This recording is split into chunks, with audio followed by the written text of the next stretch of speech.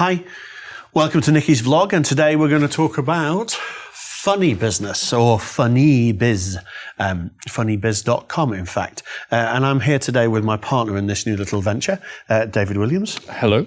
And we've decided that there might be an opportunity for us to run a training course for business people on how to use what we've learned from stand-up comedy in order to improve our win rates or improve our ability to close business. And that's why we've started Funny Business. And so I have 20 years experience in business and 3 years experience in stand-up comedy.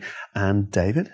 Well, 18 years as a full-time stand-up comedian, and before that I was a management trainer.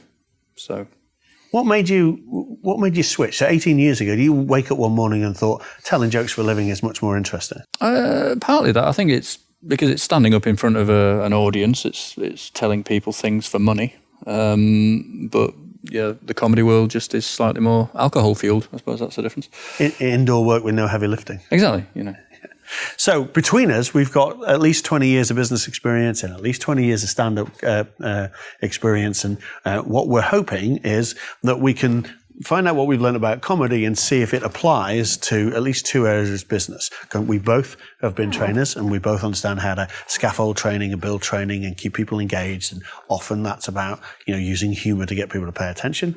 Equally, it's about maybe helping people win business, helping people close a deal because they like you because you told a joke or because they remember you because you made them laugh. But having access and increasing the chances of being in front of people because you know how and when to use humour.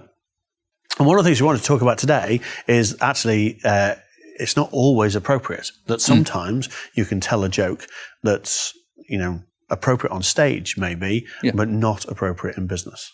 Yeah, I think if people go to a comedy club, they've bought into the idea that they're going to be told jokes. There's a certain level of permission that, and drink is flowing and it's a social event and people can say far more freely what's on their mind, whereas obviously in a business setting there's all sorts of parameters and limitations on that. So I found when I started doing stand up, of course you get really passionate about it, you're writing gags all the time and you're trying them out all the time in order to rehearse them. And I made the mistake of running a training course in California probably 3 years ago now with one of our big clients, and I told a few gags that I had specifically written for my set, and ended up with an HR complaint from somebody, which probably says more about California than anything else.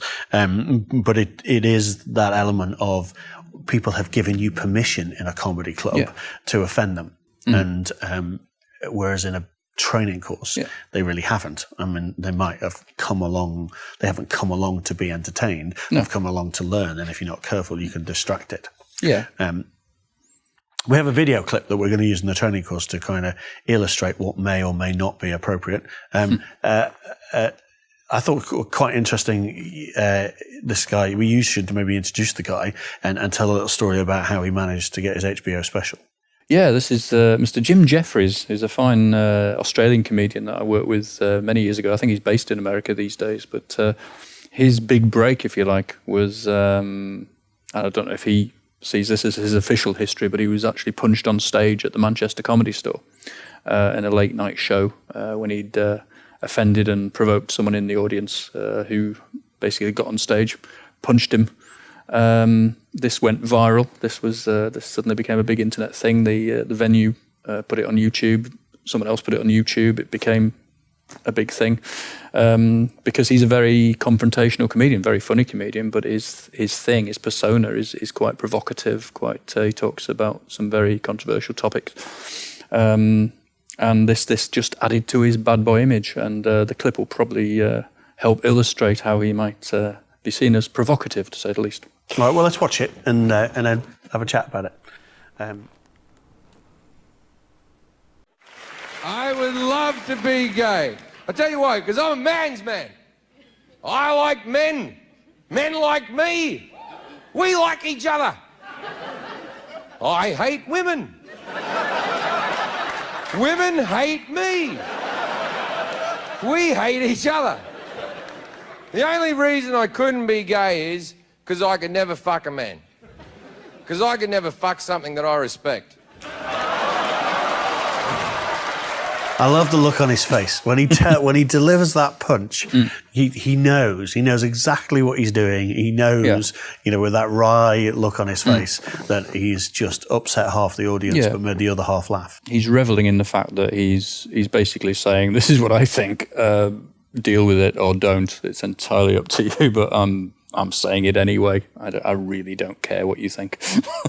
And so I think one of the things we're planning on covering in the course is this idea of persona, that you have an on-stage persona, and that it doesn't necessarily have to match your off-stage persona. And what you're trying to do is get a laugh, and clearly his persona is slightly offensive. Is he like that off stage, or is there... He was always fairly abrasive off stage. I mean, I don't know the man well. I haven't seen him for several years, but he was always quite sort of provocative. He'd be always sort of nudging you for a reaction, testing you out, I suppose. He was never one for easy consensus. So he was always looking for an angle, looking to see how you'd react to things. So yeah, he's sort of. I think on stage he's just a more heightened version of himself, really.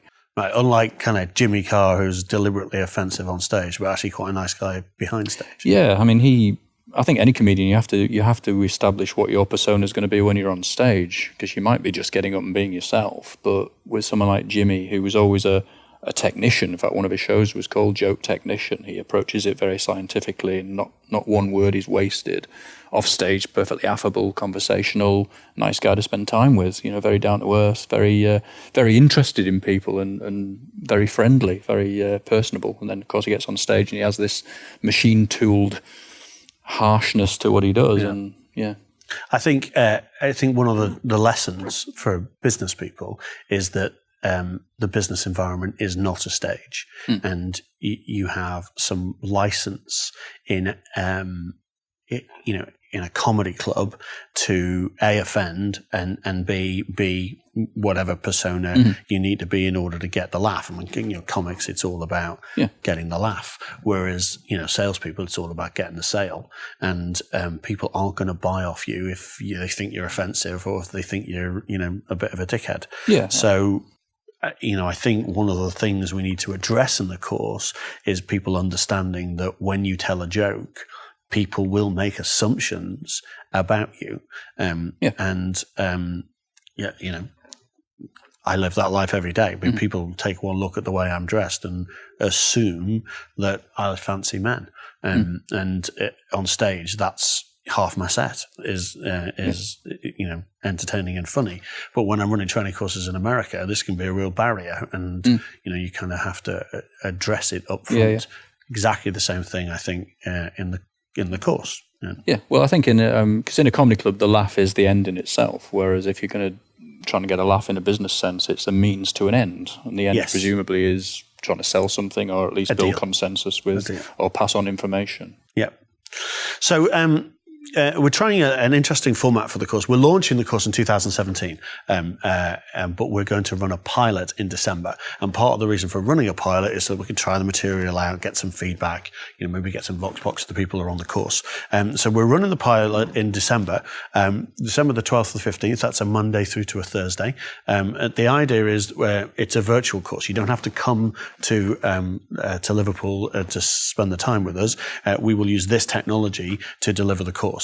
So we're going to run it in the evenings, 7 till 9 o'clock. We've sort of planned a 90-minute interaction 4 times. So you've got basically a one-day training course.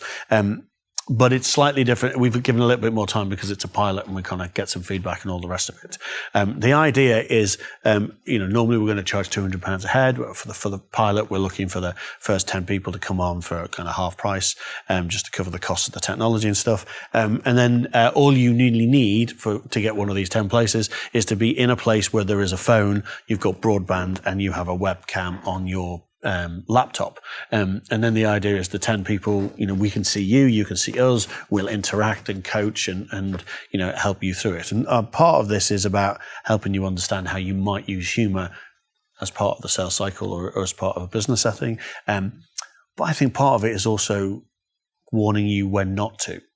Because, if you tell a joke like the one we've just seen, and you upset people, you might get the laugh, but not get the deal. And that isn't good business, to coin a phrase from Monty Python. Yes. Comedy in the wrong hands, very dangerous thing. There you go. Thanks for your time. Keelan, nice to meet you. It's been a pleasure. Look forward to the next Nicci's vlog about funny business. You can find me at www.nickitake.com/NicciTake, #NicciTake, and very soon you'll be able to find us at funnybiz.com. Thanks for watching. Bye. Bye.